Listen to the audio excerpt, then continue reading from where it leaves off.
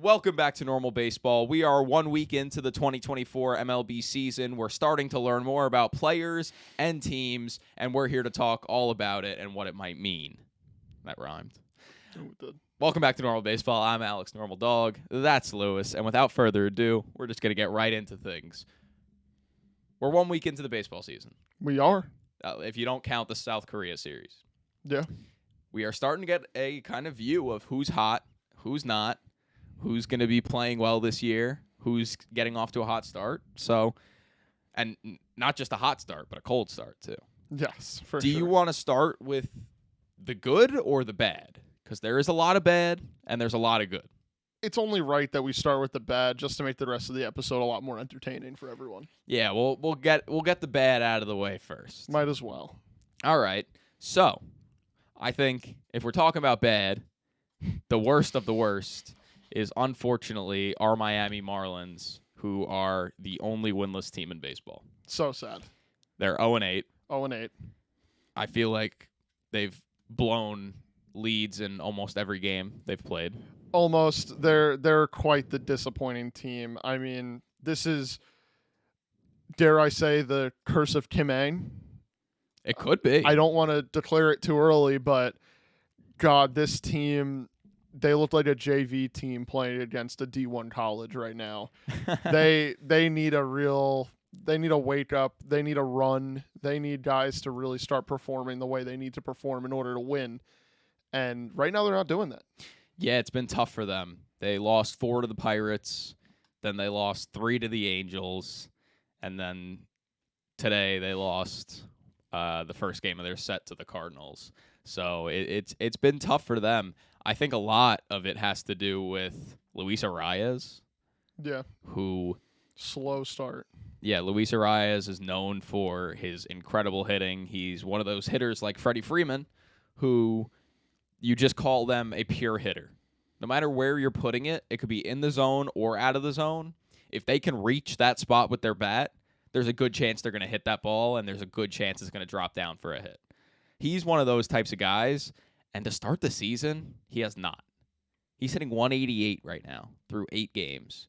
Again, you say through 8 games, which obviously isn't a lot, and it's the first 8 games of the season. But for a guy like Luis Arraez, that does mean a lot.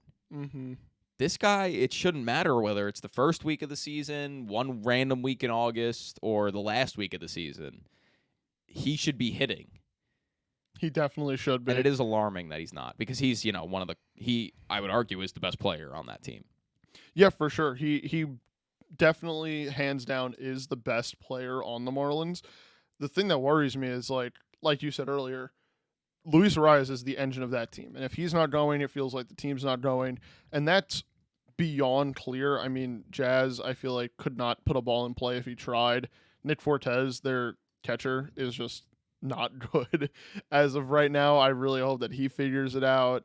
Josh Bell, while he is performing a little bit better than Luis Arraez, he has shown plenty of times throughout his career that he has the potential to really show off the hitting tools that got him not only to the major leagues, but got him a contract and all of that. He's a very skilled hitter, and he's taken a while to ramp up. Well, if you think about that first half of the season in Washington 2 years ago, he was hitting 300. He was. And I feel like since he got traded from the Nationals that year at the deadline, he has not been that same player.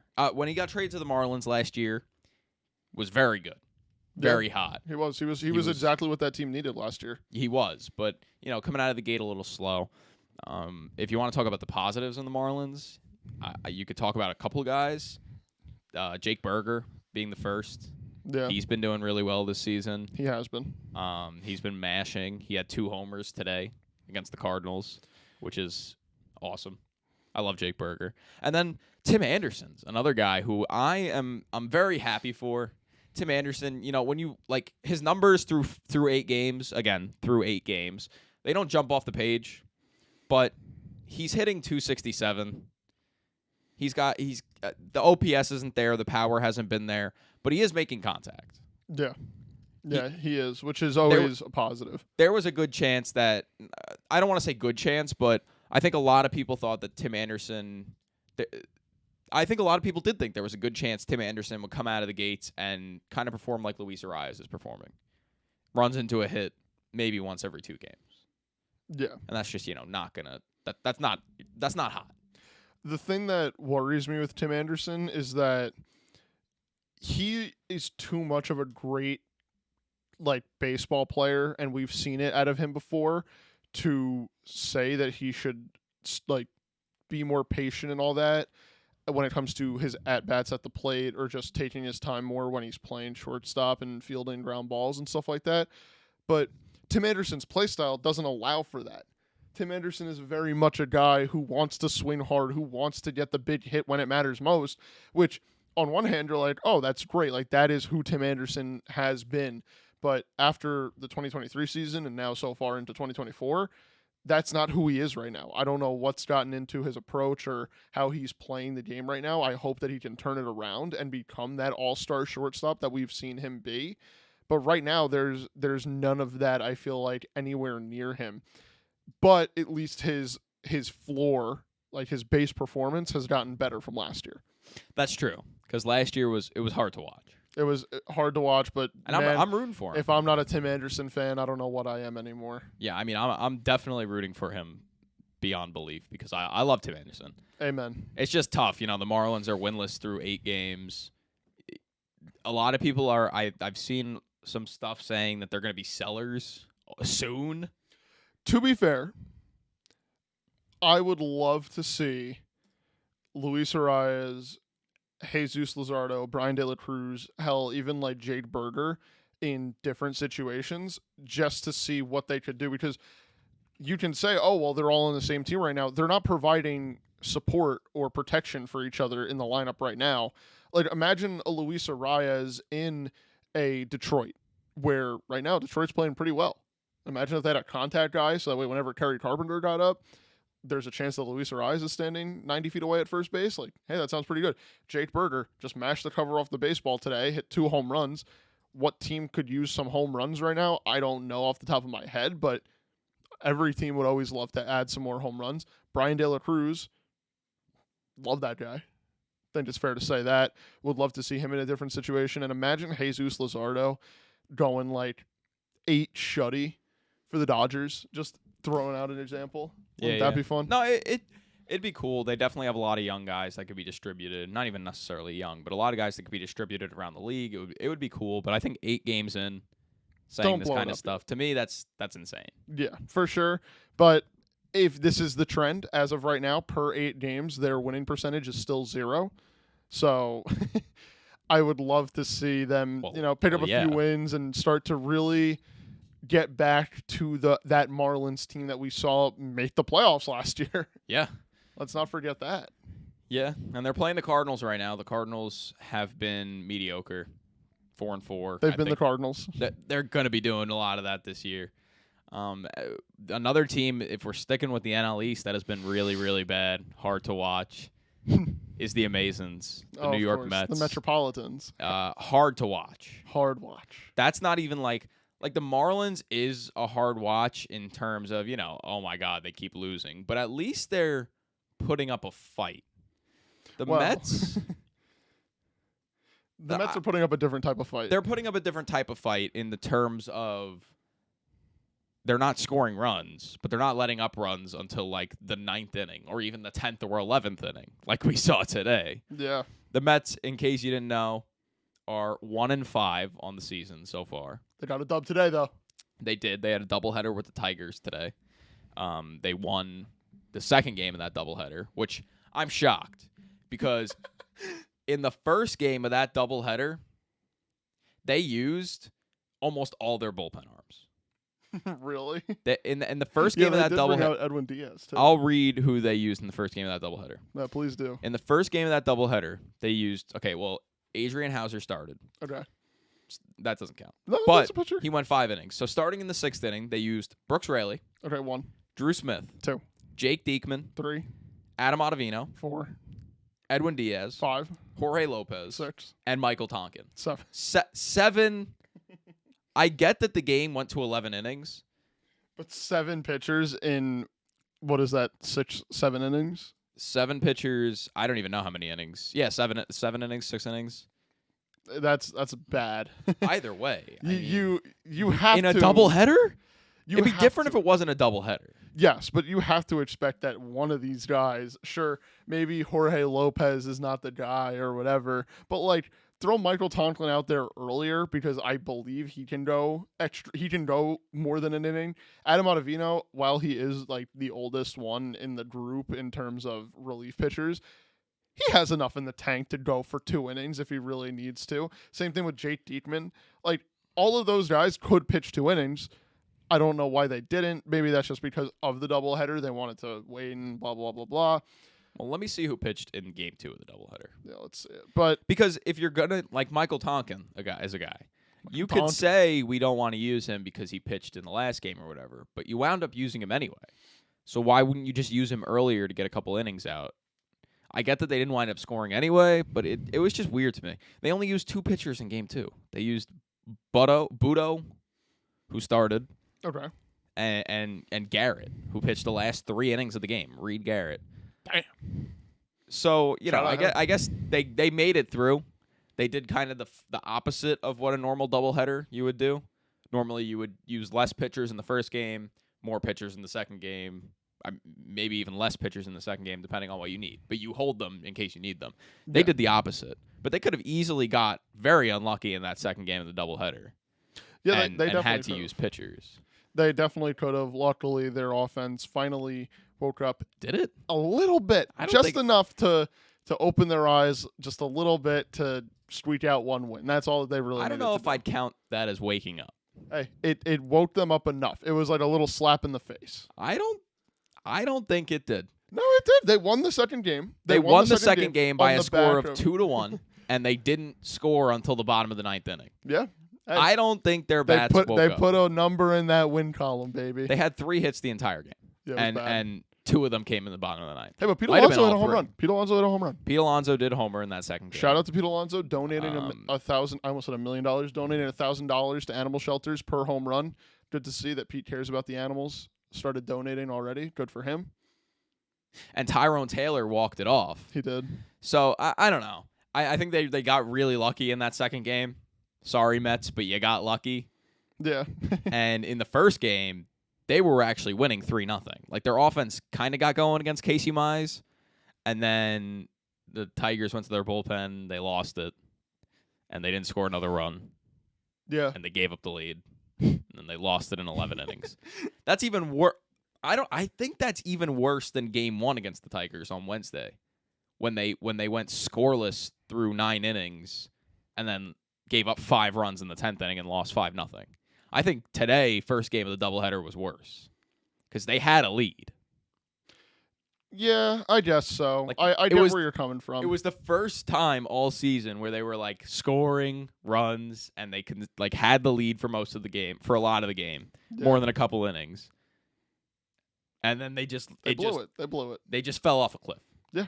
So it's tough for the Mets, not to mention, Which is so weird because when you look at this lineup of Pete Alonso, Francisco Lindor, Brandon Nimmo, Starling Marte, and Jeff McNeil, all guys who last season, while yes, the Mets did not make the playoffs and did not have the, deep postseason run that everyone was saying they might do or whatever last year, that's a bunch of good guys. Like those are good baseball players. And let it be known, I left out the best one of the bunch, the 22-year-old catcher, Francisco Alvarez, who is just an amazing baseball player. Yeah, Perfect in the box so far. You could not ask for anything more out of any position player, let alone a catcher who historically has been one of those positions that's very home run or bust. Francisco Alvarez is doing everything he can to just put the ball in play and then figure it out from there. Yes, he's gotten a hold of a couple. I think he has 2 home runs in the season. Fact check. I think he has 2, or he has only 1, but even then, he's looking great so far. And if I'm the Mets, you look to sign this guy before even a thought of going to free agency hits his mind, because he is a special, special bat, especially at the catcher position. 1 home run. Yeah, just only 1. But still, he's just But he putting has the ball in play. 3 doubles, 4 RBIs, I believe. 2 of them came today, maybe Yeah. even 3. I think 2 of them came today. Yeah, no. Alvarez, if you want to look at the bright side of the Mets right now, it is Francisco Alvarez, him being the youngest player on that team, or one of the youngest players on that team, and finally starting to blossom through these first 6 games. Again, you mentioned he's hitting, just making contact with the ball, getting on base. He's playing that brand of baseball that, like, the older middle-aged crowd of baseball would look at this guy's at bats and be like, this guy's got it. This guy's the hitter that every team needs. But I mean, that's just not who we expected Francisco Alvarez to be. As I believe both you and I would say, we watch a lot of baseball. If you told me Francisco Alvarez was hitting 400 8 games in, I'd tell you that you're high out of your mind. 6 games in. 6 games in, excuse me.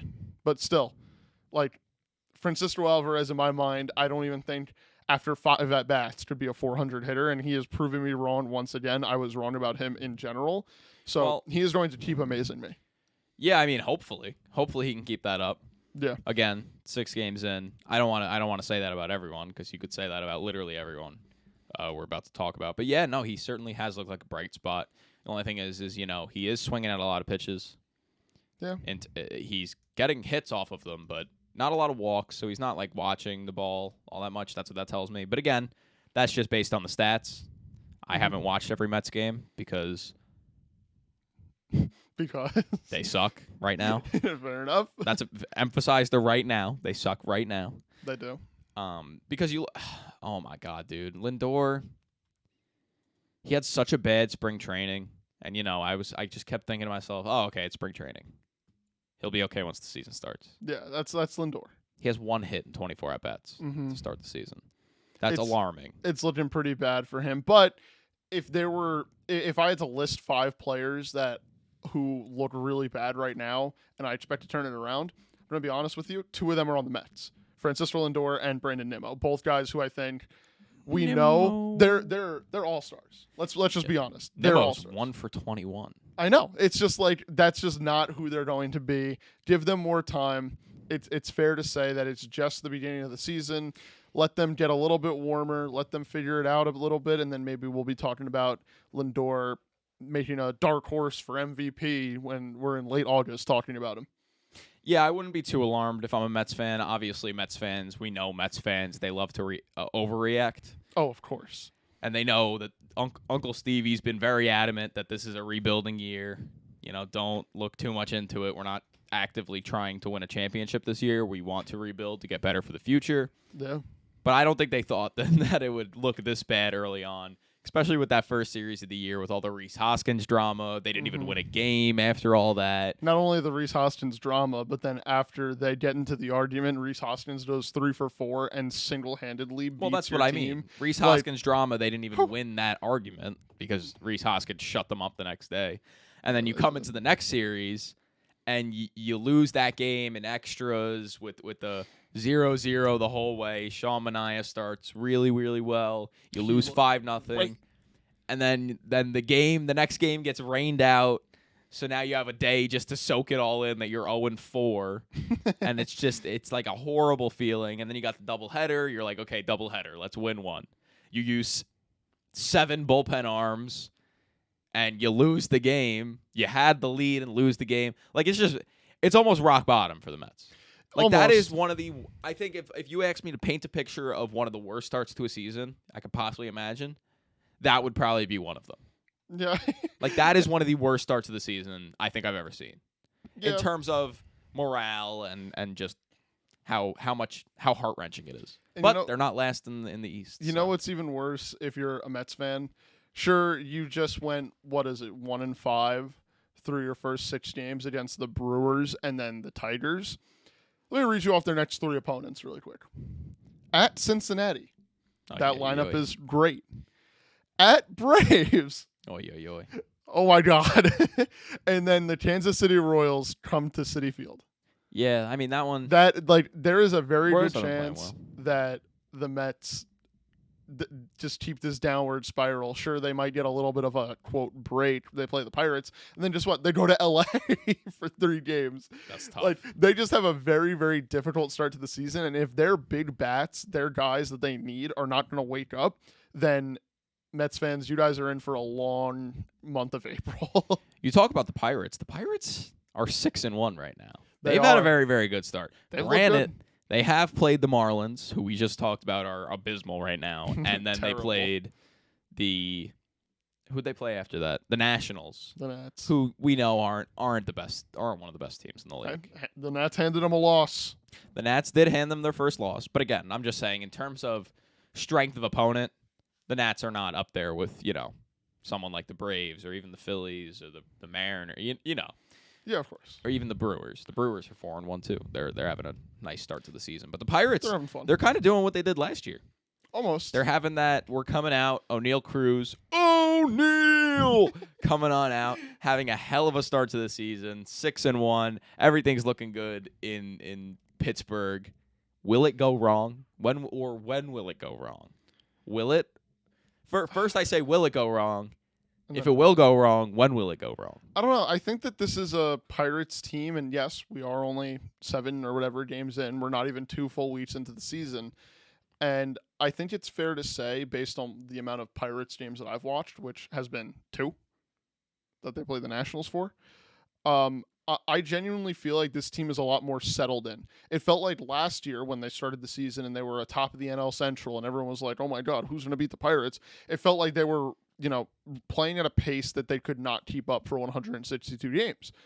This year, I genuinely feel like they are playing at a standard, like, let's go out there and play each game as its own type of baseball, where I think it's fair to say they could sustain a over 500 record to the All-Star break or past that.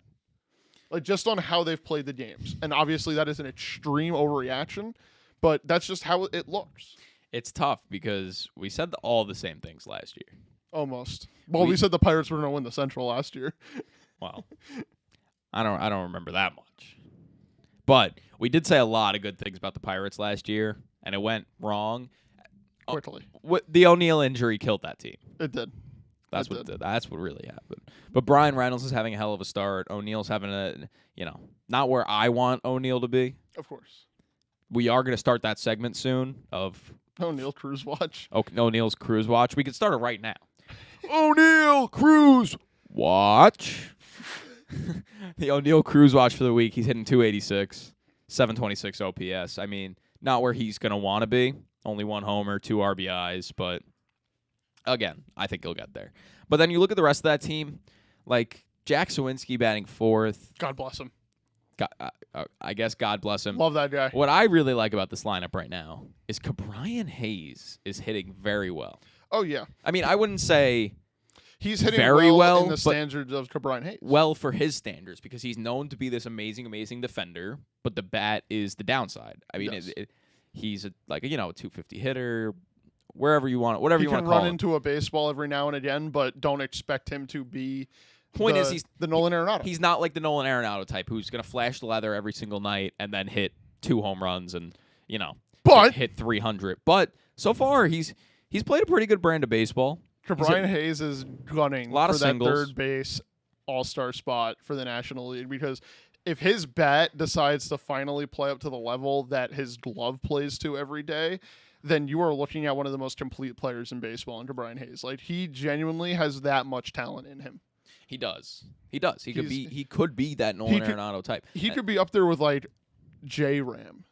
Yeah. And Julio Rodriguez. Like, I don't know if could he has be the up there speed with to them. be up there with J-Ram. No, but I'm saying in terms of just pure overall like talent. Yeah, I guess so. Like, if his bat genuinely keeps playing the same, hell, it could go down by a little bit. Like, I won't care. I'm not going to bat an eye. But just know that Brian Hayes could be one of the top third basemen in all of baseball this year if the bat stays the way that it is. Honestly, fair enough. I want to see when they play their first, can we call it plus opponent? Sure, I'll take it. Because the Marlins are not a plus opponent. They play Baltimore this upcoming series. Friday, Saturday, Sunday. They play at home against Baltimore. That's perfect. Yeah. Jared Jones pitches in game 1 of that series, I believe. Does he now? I'm excited for that. That's fun. Martin Perez had a couple of really good starts to start the season. He went 6 2/3, 2 earned today, 6 strikeouts. Yeah. Marco Gonzalez is going to pitch for them too. That'll be fun. Aroldis Chapman still hasn't given up a run. Yeah. But that's touching just 75, our oldest Chapman. But I am excited for this Orioles series because the Orioles, they're on a burner. Is it okay to, the Orioles are 4-2. Is it okay to say they've been a little underwhelming? No, it's not. Am I fair and say 4-2 doesn't sound alarming, but they should be 6-0. No. Who? The Royals definitely had them on Tuesday's game. The Royals had them beat that middle game of the 3-game set that they played. Royals won 4-1, and that was I don't just like the Orioles couldn't really piece it together. Okay, maybe I worded that wrong. Not that they should be 6-0, but they very well could be 6-0. Like with the teams they've played. Yeah, for sure. The Angels and the Royals, we're talking about a team that won 101 games last year. They definitely could have won all 6 of those games. Yeah, for sure. But so that's why one of those, to me, what are you going to do? That's why to me it feels a little underwhelming. I think that just to look ahead, they play in Pittsburgh, then they play in Boston. That's a perfect 6 games to get back on track before you go to play before you play the Brewers. Wait, Pittsburgh. Pittsburgh for 3, Boston for 3, and then Milwaukee and Minnesota both visit Camden Yards. So there's a very good chance that they sort of Baltimore pieces it together, gets back on track. Well, back on your track. That yes, they should be undefeated, honestly, but I think that this team, they look fine. I would rather have them play a little bit lower to their standards in the regular season if that means they're going to win a fucking playoff series in October. Well, yeah, I mean, I think they'll come to form. I don't think they're going to play below their standards for the rest of the season. Not that they've even played below their standards. No, but I mean as of right now. I'm okay with them taking their time. They're the young vets. They have so many young players who look like 10-year veterans that I'm okay with them taking a slow start. Gunnar is a guy that's hitting 238 right now, and I'm not worried. Not at all. I'm okay with that. I'm not worried for a single person on this team, except for the one guy who they actually don't have on their roster right now, and that is Jackson Holliday. Yeah, I mean, Jackson Holliday. He's still lighting it up in the minors. He is. But that Orioles AAA system is crazy. Our minor league system is crazy. Yeah, it's what Steve Cohen wishes he had in the Mets organization. Anyways, I really do like the Orioles. Wow. Santander's another guy. I'm not worried about him. He's struggling to start the year. Mullins. Mullins, so again, sad, dude. Worried. Cedric went 30 for 30. I really hope he gets back on that horse this year. He could. Jordan Westburg has looked a little bit better.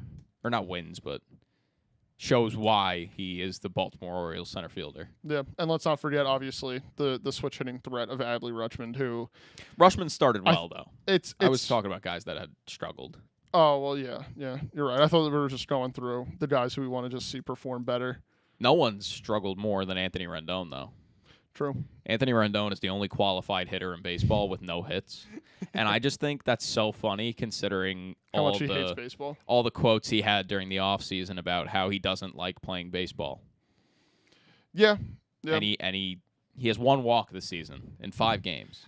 Negative 84 OPS plus. Anthony Rendon. That's my 2019 World Series champ. How much money is he making again? I think he makes the 8th most money AAV in baseball right now.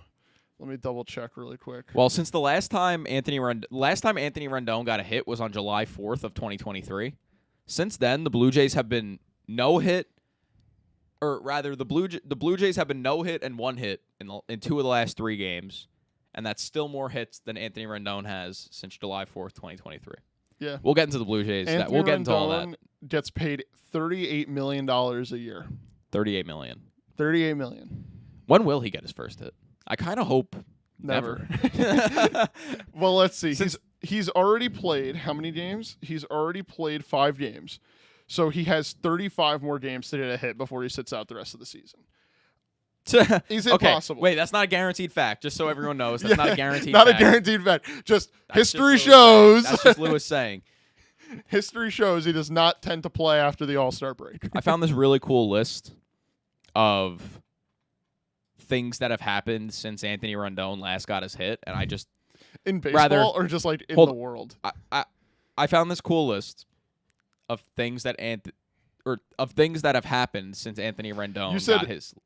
July 4th was the last day? Hold You on. said July 4th? Hold on. I just Yes, wanna- hold on. okay. I found this list is of things that have happened since Anthony Rendon got his last hit on July 4th of 2023. Ready? You want to hear just some of the things on this list? Please.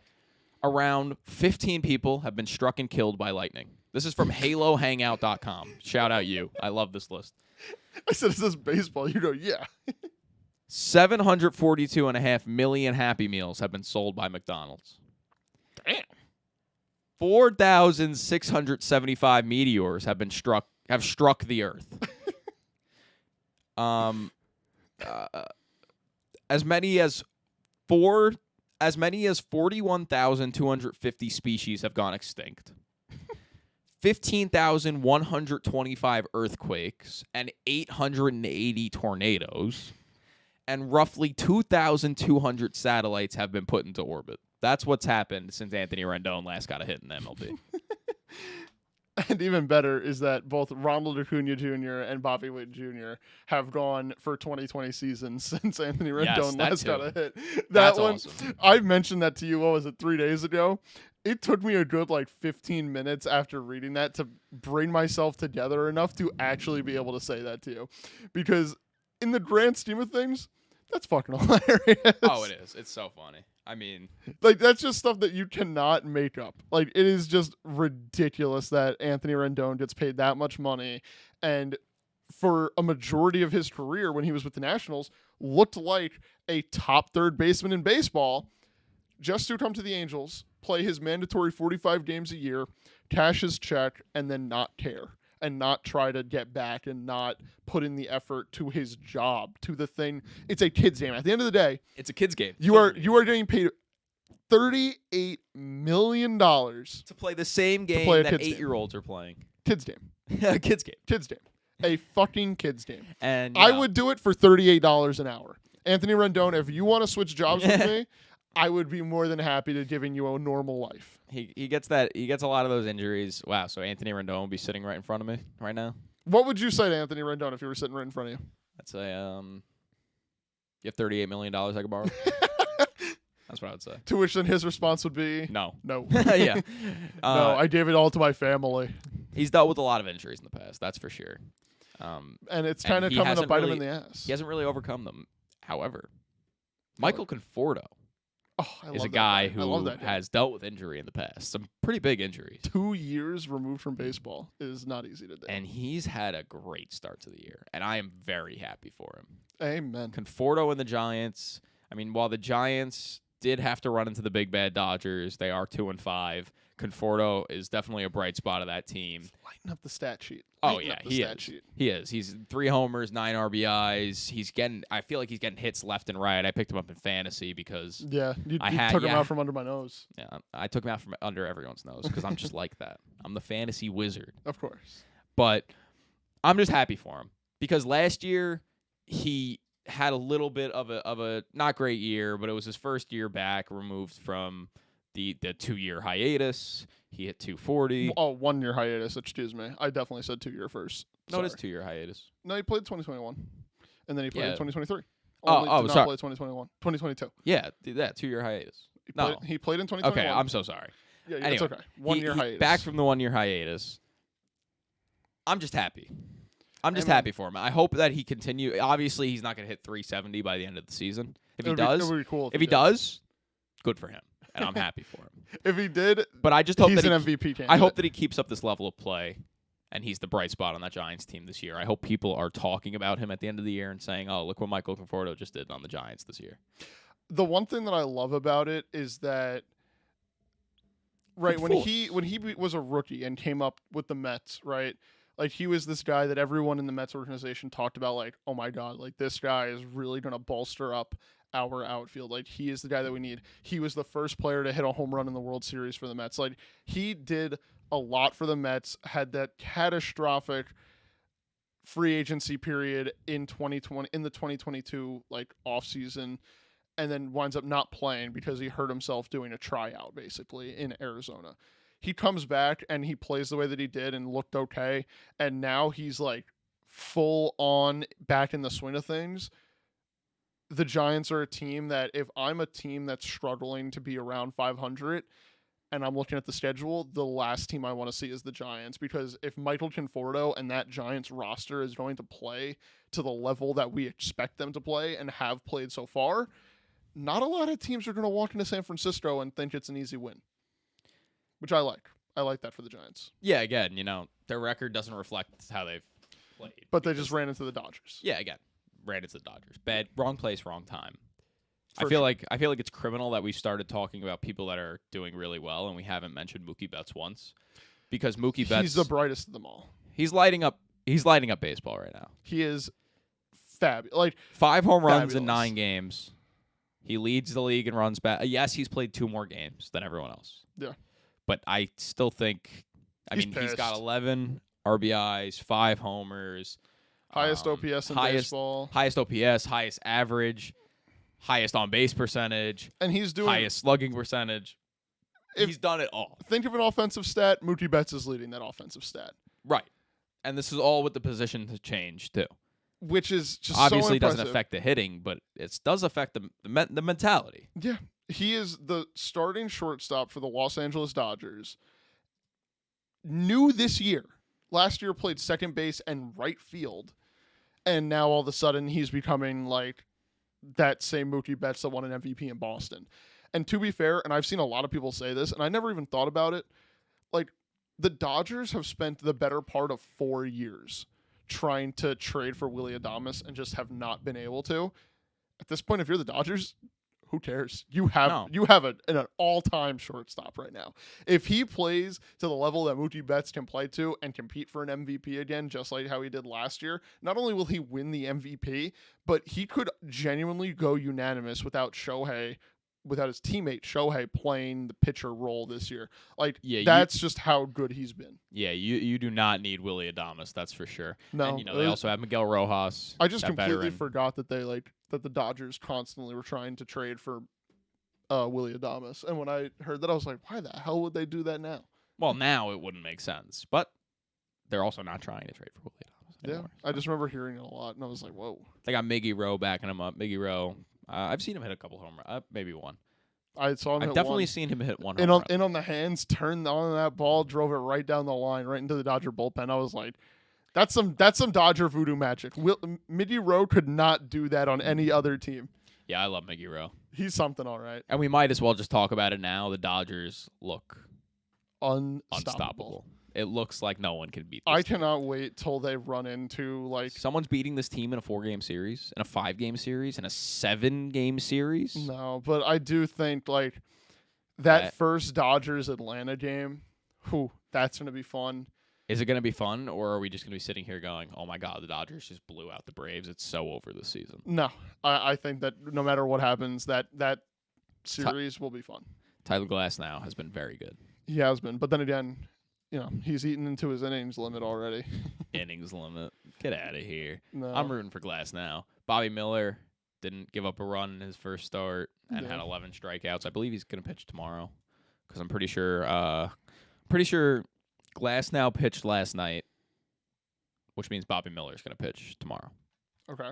Who are they playing tomorrow? Who are they It doesn't playing? matter. It doesn't matter who they're playing. Tomorrow they play the Cubs. I am so high on the Cubs this year in terms of I love their team. I think they're going to win, and I think that they will make the playoffs. Doesn't matter. It's the Dodgers. I I'm will sorry. say It's the Dodgers. So the last game of the series for the Cubs, they have Shota Imanaga lined up. Oh, I'm was terrified fun. for that. I'm terrified for that because Shota Imanaga, if you did not see it, his opening day start in Wrigley was Electric. The dude was built to play in Wrigley Field. Like, he was great. He played to the crowd. He played to everything. Was fabulous.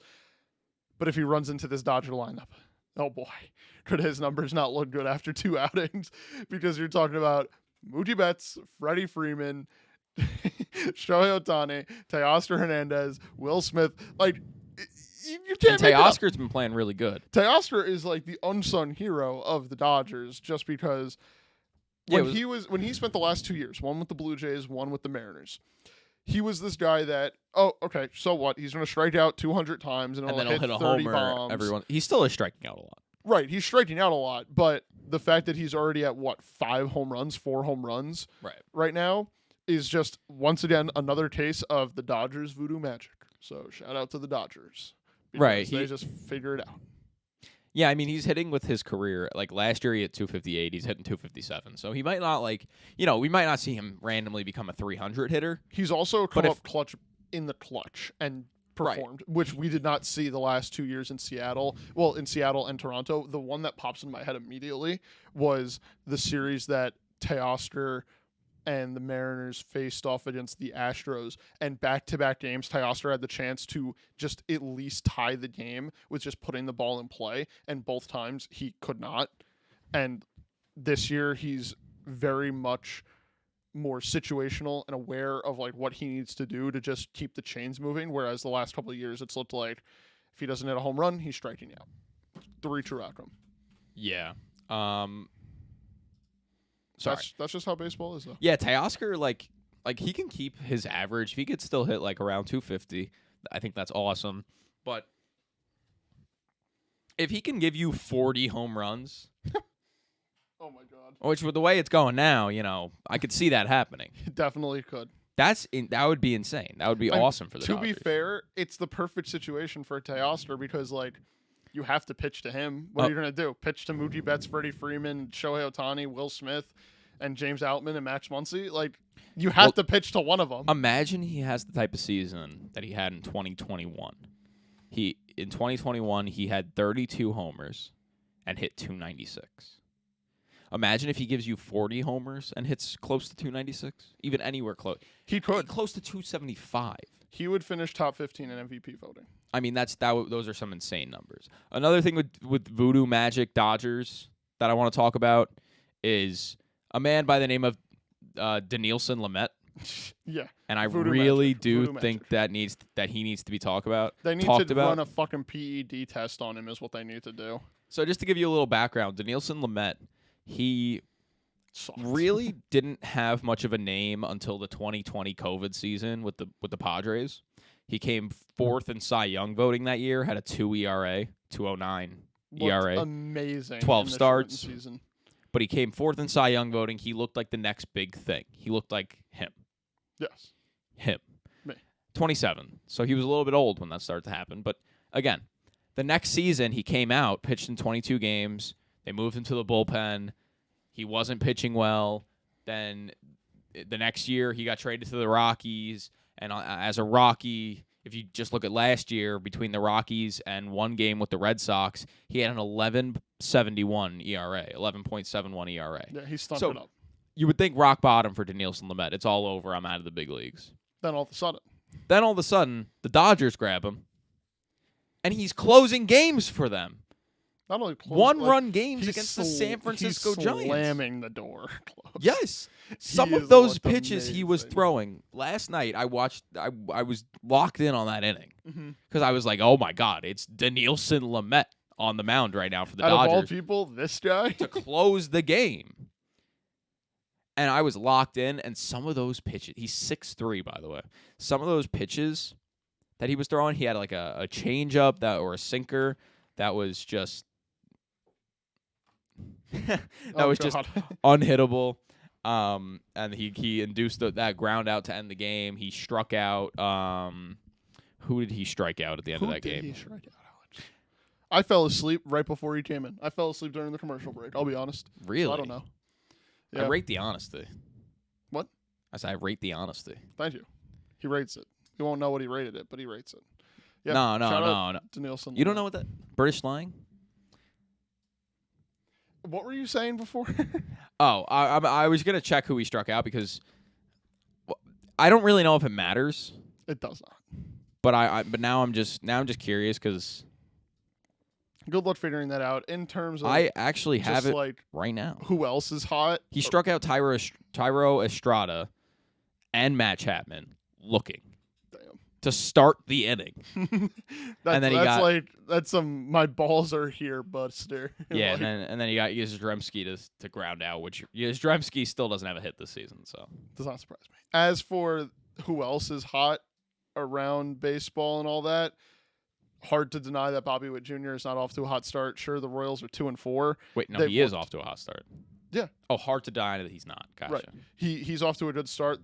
The fact that the Royals are 2-4, while they have the lowest qualified starting pitcher ERA, but one of the highest qualified reliever ERA, is all that you need to know as to why their record is not reflective of how well they've been playing.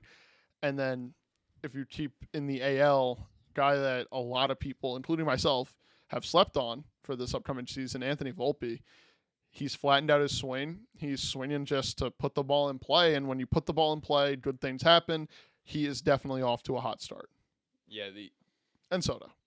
Yeah, the Yankees and Volpe and Soto, they've just continued their hot start to the year. 6-1 Yeah. in their first 7 games. They took 2 of 3 from the Diamondbacks, who the Diamondbacks were actually looking very good after that first series of the year, granted against the Rockies, who are directionless. Yeah.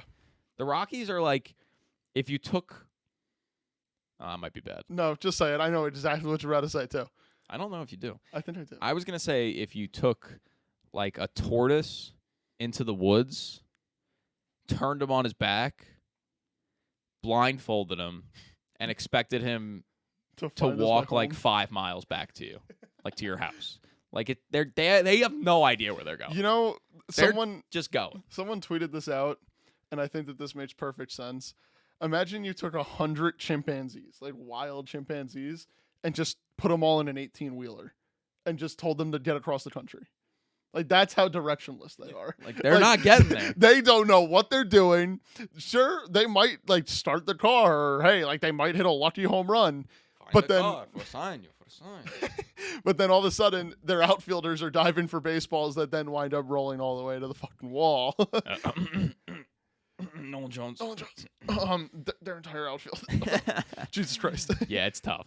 Yeah, it's really bad, but Again, they'll figure it out in terms. that's of, why the Diamondbacks beat them. Right. They'll eventually figure out the direction of hardcore reset. But until they do that, we get to make fun of them. But yeah, so going back to the Diamondbacks and the Yankees, they had a pretty fun series. There was a lot of back and forth in there. Aaron Judge got his first homer. He started really, really bad. Just seeing the ball well. He did not have the amount of spring training at bats that he needed to get warm. And I think now that he saw one, it could open the floodgates. It's tough when he's not seeing the ball well, because when he's not seeing the ball well, when you combine that with the already horrendous strike calls that get called on him because umpires just forget that he's a tall player. I'll find it. It's There's a just, stat. yeah, find that stat. It's just a horrible storm for him, because he'll be in this sort of slump and say he gets an account that's 2-2, even 3-2, a 2-strike count. And a ball goes below his knees, completely out of the strike zone, nowhere even close. And an umpire calls it a strike 3.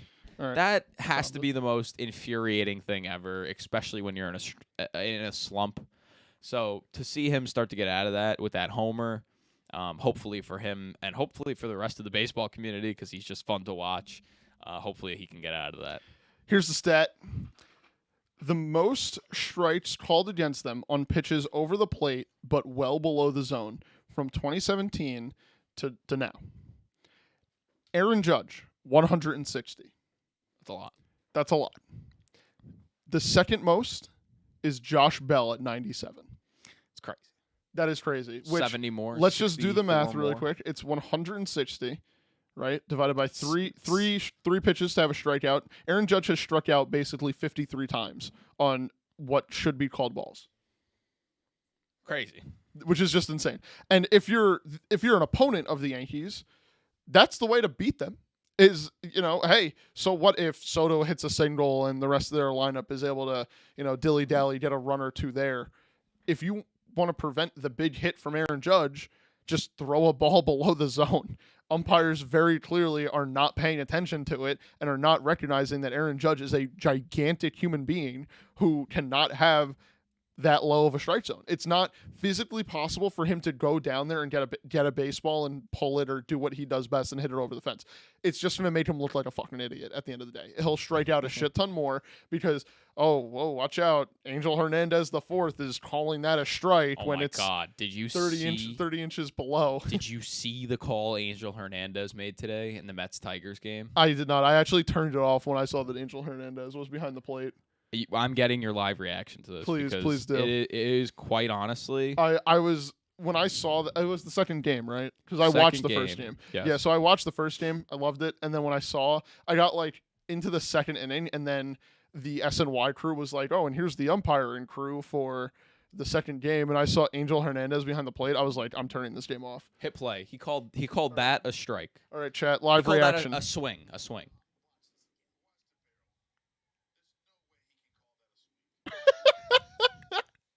No it wasn't, way. Like, it's not. Wait, actually? It's not even like it wasn't close. It wasn't even close. The bat barely left Spencer Torkelson's fucking shoulder. I know. It Oh, wasn't that's even hilarious. close to not being close to not even being close. Like, it wasn't even close to that. It was even less close. It was. That's so bad. Fuck you, Angel Hernandez. That is quite honestly the worst swinging strike call I've ever seen. We saw what was it, last the ball year? nearly hit his hands. If Torkelson turns his hand, guess what? We're talking about another guy who has a fucking fractured hand. Who Or was it broken that hand. struck out in Game 5? Oh, it was 2021. Dodgers. It was the final out. It was a check Tyro swing. Estrada? No. I think it was, I want to say it was Wilmer Flores. Might have been. And the check swing, and it wasn't, or it was debated whether it was or wasn't. It was called a bad call. That was worse than that. If you haven't seen it, please go to Safari, YouTube, Twitter, or just look up Angel Hernandez swinging strike call against the Mets, whatever. It horrible. But, yeah, going back to the Judge zone. It's Aaron bad. Judge has been feeling those type of calls for the last 5 years now. They need This is year to 6. No, this is year 7. or 8. 7. 2017, 18, 19, 20, 21, 22, 23. Since I guess Aaron this Judge is came up. going into the 8th season. Yeah, this is the 8th season. That's crazy. I think that if you're MLB and you're seeing the way that Aaron Judge and other tall guys like O'Neal Cruz, Ellie De La Cruz, and just like Shohei Ohtani even has been screwed over a little bit about it. Like these taller guys, their zone is higher. And yes, you can say, "Oh, well, we've informed the Umpires Association and all that." You can inform them all they want. Until you put a checks and balance system, they're not going to fucking change the way that they call pitches. Yeah. And that's why I'm a very big advocate of not ABS, of the automatic ball strikes, but I love the challenge system in the minor leagues. When we were at that spring breakout game, it was a lot of fun to see. It was cool. I think still experiment with it this perfect. year, see how it works. Maybe take a vote with players. As more young players come up to the league, as the league gets older, I think they might consider putting it up because the young players will have been playing with it already. Okay. So Over under 1.5 times this season, over. rookie does this on a strike 3, expecting it to be challenged. Oh, under. Really? No, I think they'll remember. I don't know. I could definitely see a Jackson Holiday coming up and like first pitch. Well, Jackson Gets called a Holiday, that's all strike. he knows. Yeah, and he's just Literally all he knows. everyone's looking at him like, dude, you can't challenge here. Yeah, that is funny. Welcome to the big leagues where it gets progressively, stupidly harder because we changed the actual fucking rules of the game. Yeah, harder for the wrong reasons. Yeah, Shouldn't which be is harder ridiculous. because the umpires get worse. Yeah.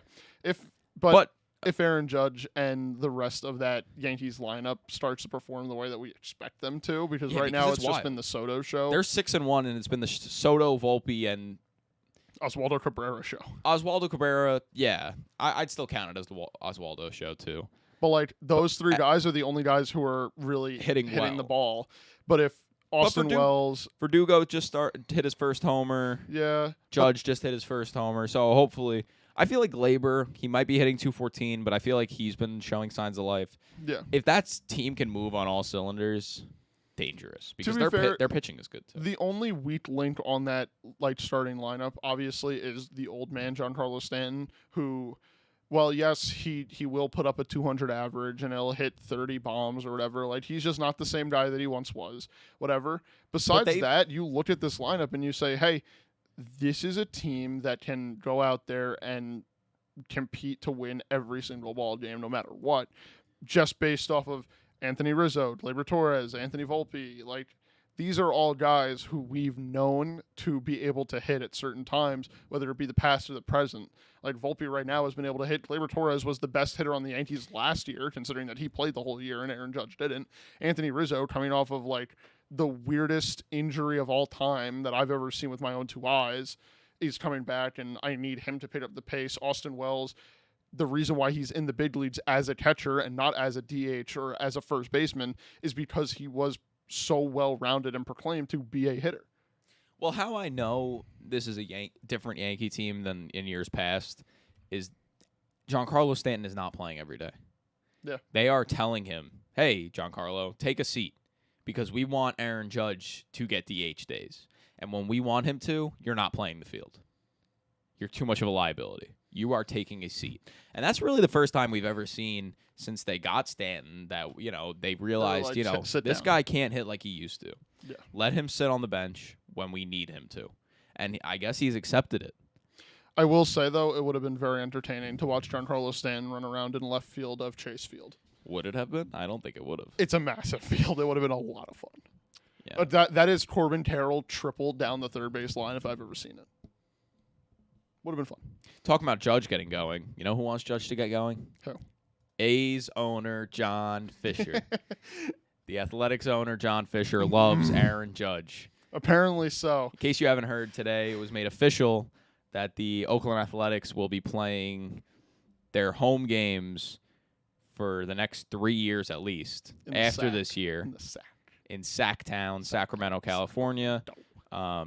And where the Sacramento Fisher Cats play, AAA team, where they play their games because their lease with the Coliseum's up. They're not renewing it. So they're officially leaving Oakland at the end of the season. Or next year. Before we keep going, the difference between the city of Oakland and the Oakland Athletics in terms of leasing out the ballpark until their ballpark in Las Vegas was fully constructed, would you like to guess what the final number was in terms of what their difference was? Like the Oakland for 1 more year at least? For 4 more years. They were trying to come up with a number, and they were in total for their contract, they were $35 million apart. He didn't let me guess. Oh yeah, I didn't let you. You want to try to guess now? Yeah. So for their 4 years. For their 4 years. How far apart they were? Yes. The two sides.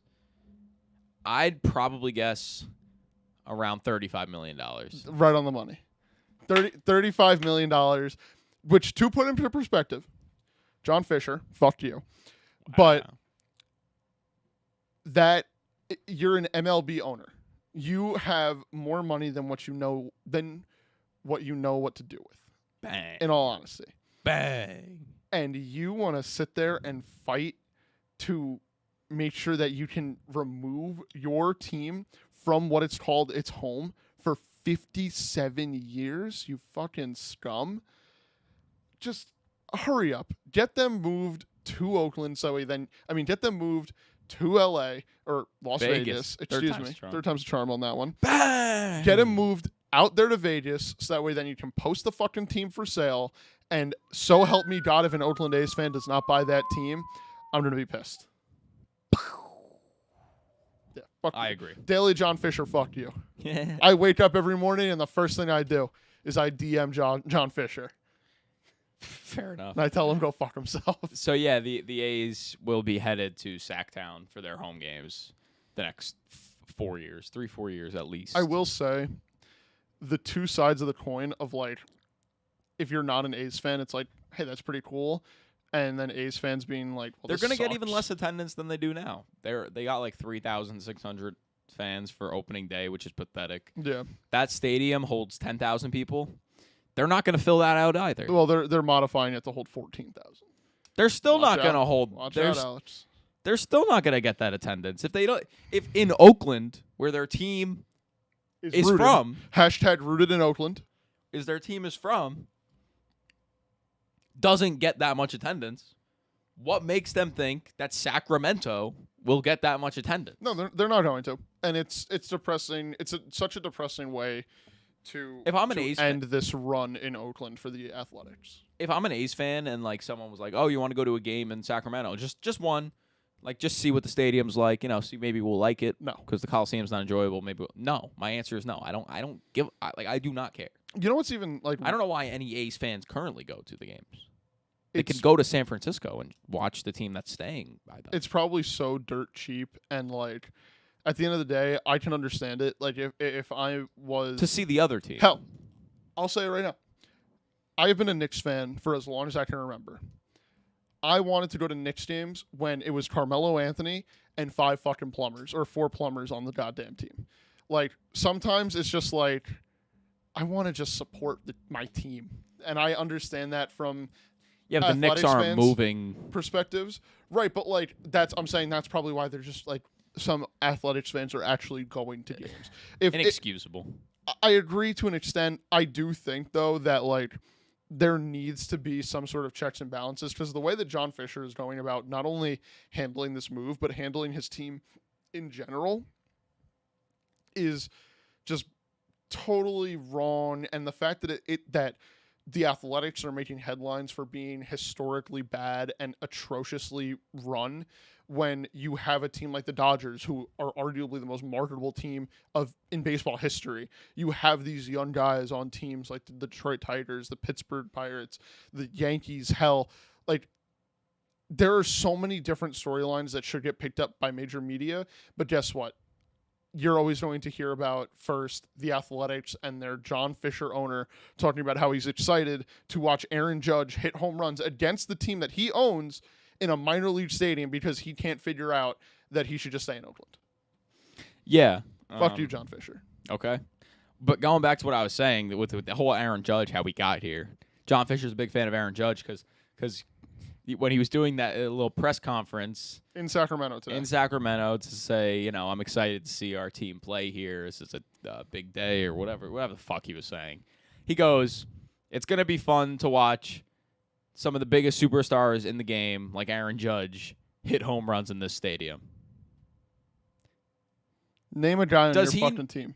If Aaron Judge is playing in that stadium, I know damn well he's not playing for the Athletics. No. So that means he's playing against the Athletics, which means John Fisher is excited to see his own pitchers from his own team give up home runs. It's pathetic. Players on other teams. teams. Pathetic. It's pathetic. And he said, and other stars too. Yeah. So, he's just like, I'm excited to see everyone else come in here and mash the baseball because we are not mashing the baseball, and we're going to let them mash the baseball. How about you fucking kidding me? How about you get excited for the guy that you just sent down to AAA, Uestri Ruiz, who was hitting 430? Free Uestri.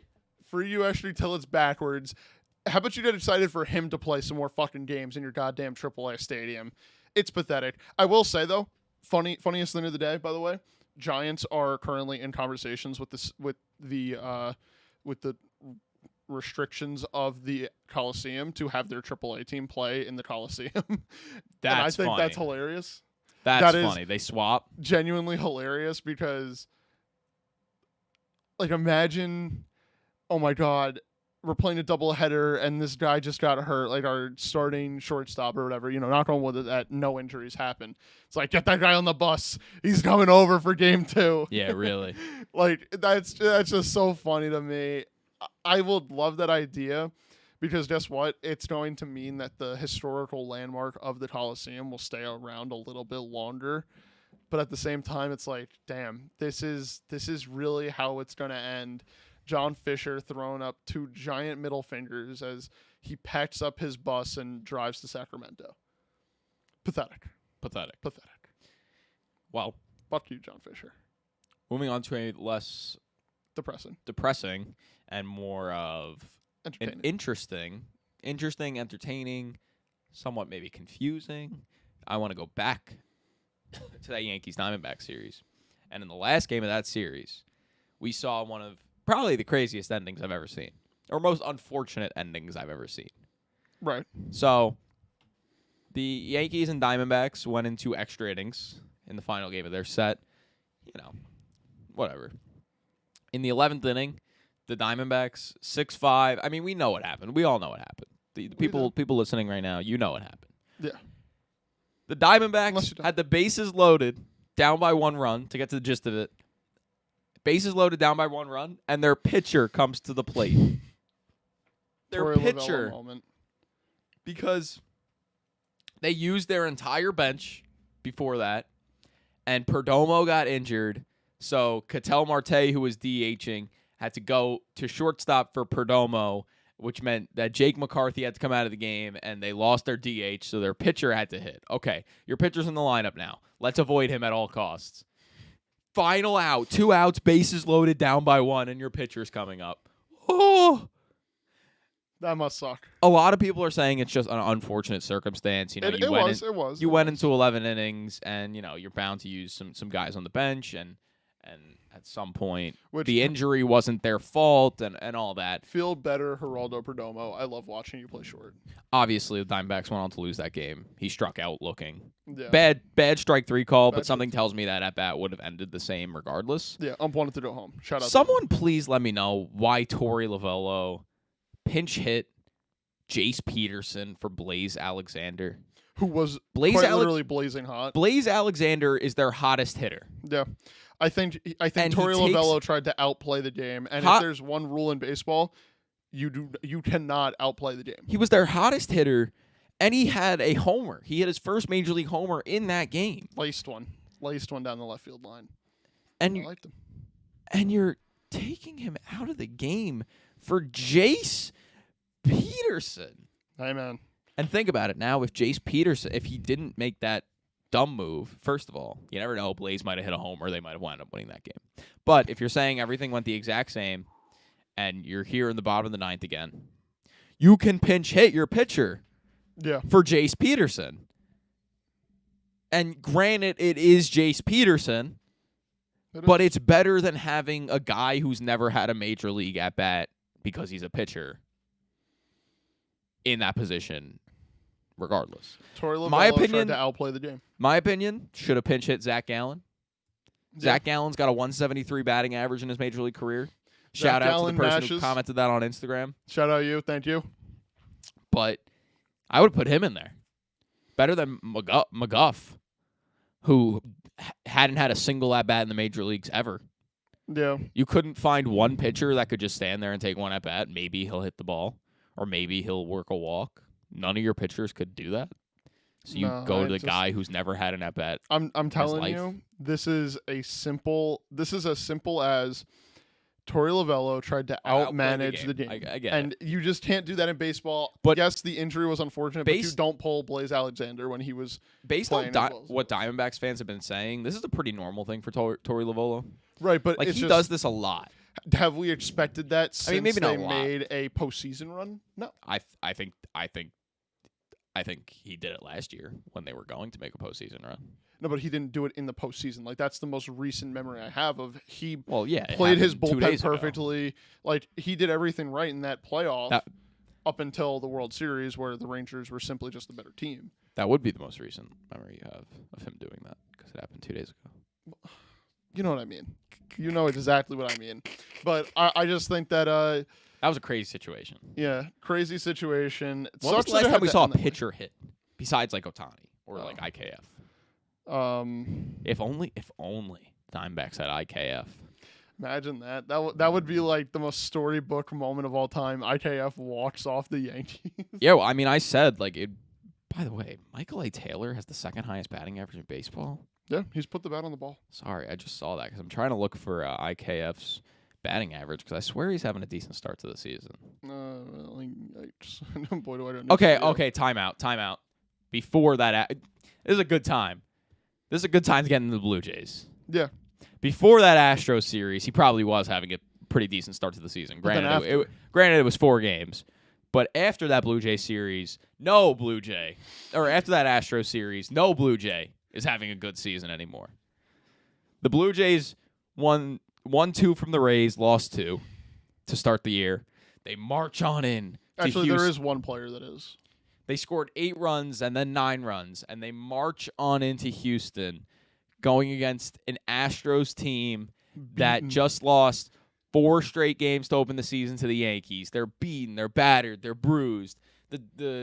They're crippled on their last leg. The Blue Jays, while they're only 2-2, they scored 8 runs in one game, 9 runs in another. Their bats are going, and they get no hit in the first game. Great buildup. Ronel Blanco no hit the Toronto Blue Jays. Hey, it was. I love it. It was a gem, and barring that George Springer quite literally forgot how to swing a bat for 2 of his at bats, it would have been a perfect game. Isn't that crazy to think about? Yeah. Like George Springer, leadoff hitter for the Blue Jays, Saved walked them. in the first the first at bat of the game. George Springer walked. Then the whole team goes hitless, obviously, until the 9th inning. George Springer came back up again, and he gets the only other safely reached first base with another walk. Like pure patheticness out of the Blue Jays. It was awful. It was awful.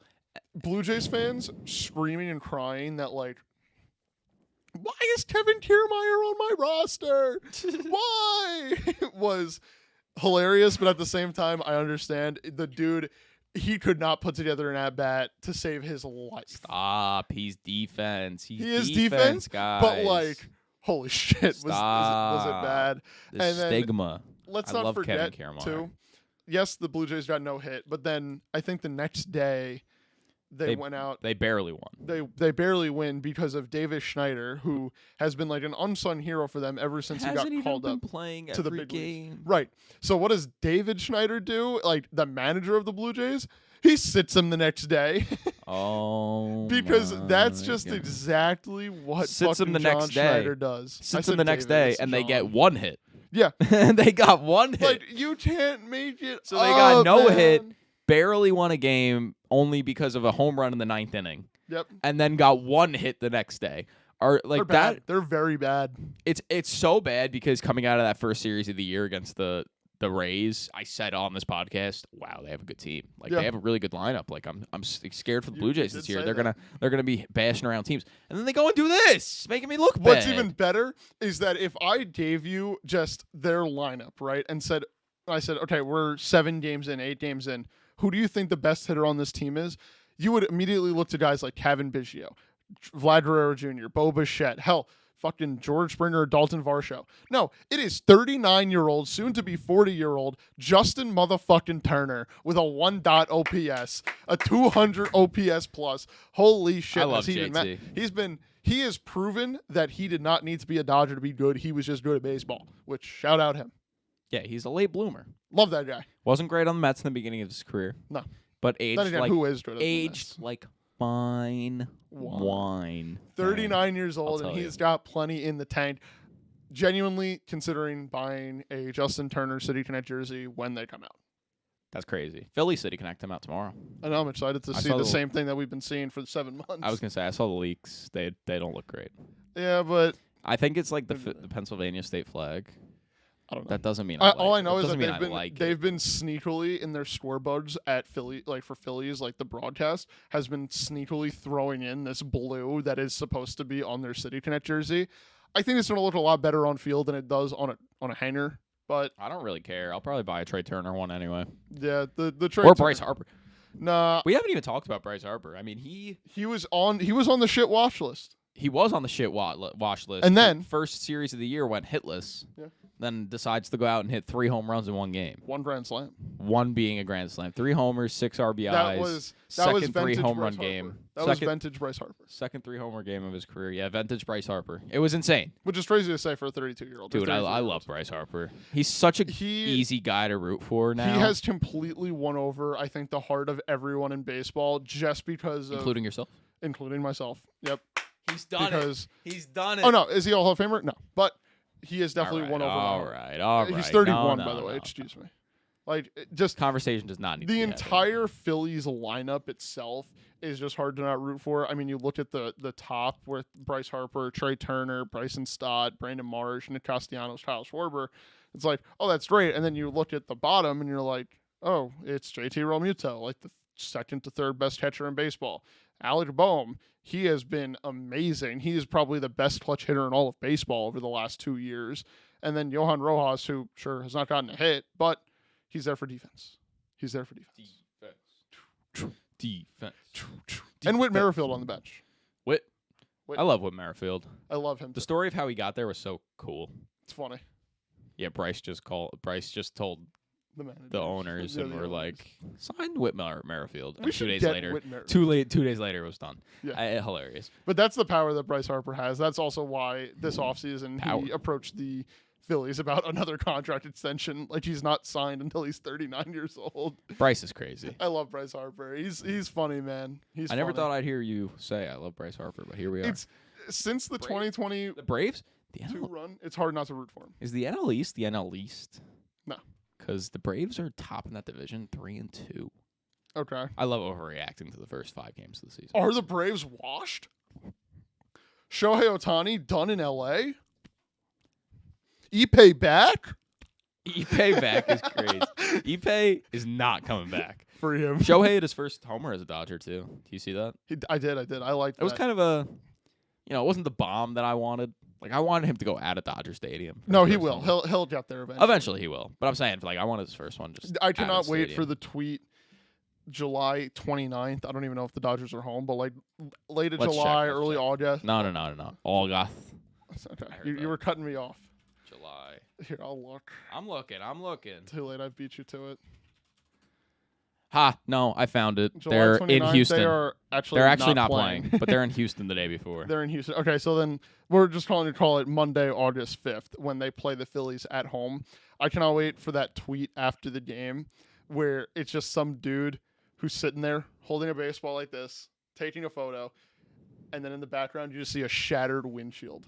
Nope. Like, Shohei Ohtani hit this home run, and it broke my windshield of my car. Nope. Yes. Nope. July 21st against the Red Sox. Against the Red Sox? Okay. But I'm sorry. Can we agree that will eventually happen? It will. I don't know if it'll happen this season. That's just what Shohei does. Well, I do know it'll happen this season. It'll happen July 24th. No. Or July 21st. June 1st. June 1st. They're playing the Rockies. They're playing the Rockies at home. It's June 1st. Well, the Rockies pitching sucks.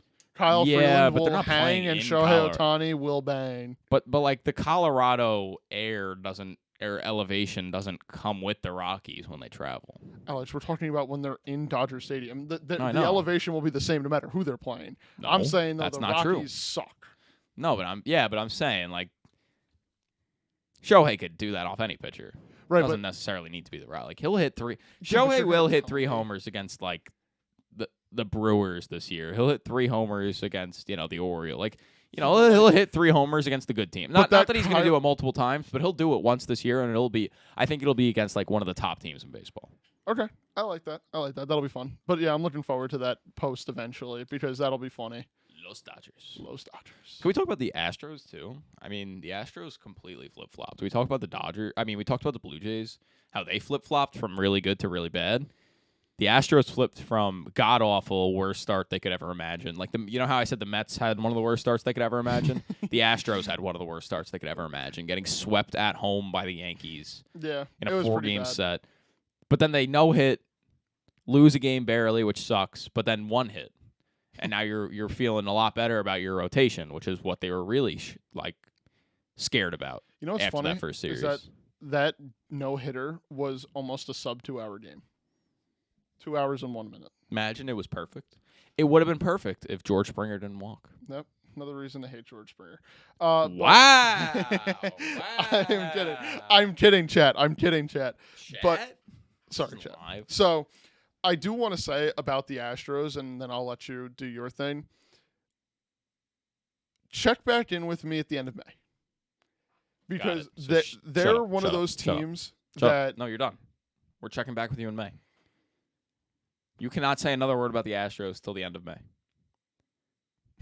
No, that's a little ridiculous. You just said check back with me at the end of May.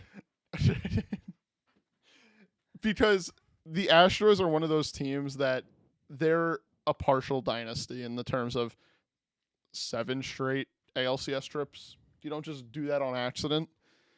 I think that, yes, they'll be off to a slow start. They'll figure it out eventually, and then we'll talk about them ruling the AL West again. I'm not too pressured to think the Angels are going to win the AL West right now. You're right. You're right. No, you're right. So that's how I feel. Check back in the end of May, and then we'll talk more about the Astros. Sounds good. What about you? I already said my piece. End of April for you? No. Check back next week. Gotcha. Next time we do this episode. Next time we do another episode. Fair enough. Fair enough. You got anything else? No, I think that's really all that I got. I just love how the baseball landscape itself is shaping out, especially the AL Central. Baseball. Shout out the Tigers and the Guardians for just absolutely dogfighting each other for the top of the AL Central. Yeah. I cannot wait to watch one of you two collapse, and then the other one gets a massive lead come the end of the season. Should we play our favorite game really quick? Oh, let's play your favorite game, Alex. So our favorite game that started last episode was at the end of the episode. I just asked Lewis who was leading the league in certain stats and who was in the bottom of the league in certain stats. This time I'm going to do it for teams. Yeah. So it's not players, it's teams. Okay. By the way, just for anyone who's listening right now, off camera, for right after we stopped recording, Alex could not stop talking about how much fun he had doing that. So let's keep it going. All right. All right. Ready? So which team, start with a layup, has the lowest batting average, team batting average? Team batting average? You have one guess The before I tell you Athletics. the answer. Angels? Okay, you can't just think of the worst teams in baseball. It's the New York Mets. The Mets. Oh, yeah. 173 that's as batting Metsy average. as it gets. Think about the first few games of the season here. Yeah, The no, A's you're have right, a couple you're right. wins in their belt. Do they have a couple? Do they only have one? They only have one. They only have one. They have a win. They have under their and belt. win. The Mets barely do. Okay. Sure. Alternatively, who is the highest batting average as a team in baseball? Dodgers? Braves. Braves. 298. Dodgers Where are are third. the Pirates on that? Pirates are fifth. Really? Yeah. Okay, that would have been my second guess. Okay. OPS, highest. The highest OPS for a team?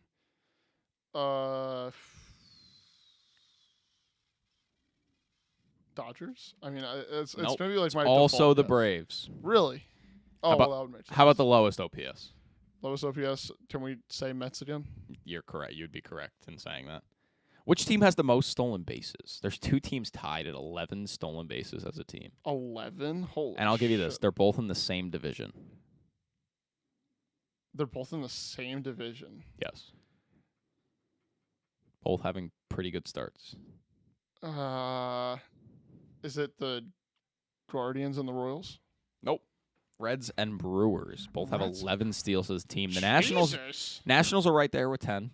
Guardians, Rays at 9. Red Sox at 8. We didn't even talk about the Red Sox. That's all right. The Red Sox are fun. They got a very, very nice schedule to start the season. There we go. We've talked about the Red Sox. There's one team in baseball with no steals on the team. Who is it? Cardinals? No, they have that guy, the Victor fast guy. Scott. Yeah. Victor Scott. All right, give you another guess since you realized before I said it. Not the Cubs. Have the No. Rockies had enough guys on base to steal? Yes. So One stolen base. Damn. How about the Marlins? Los Gigantes, the Giants. Oh yeah, Giants they have don't got zero a single stolen speed bases. guy. I mean, I don't know, maybe Tyro. I was thinking, but No, Dodgers. he don't got that type of wheel. most team strikeouts. They played 8 games. The Padres? Nope.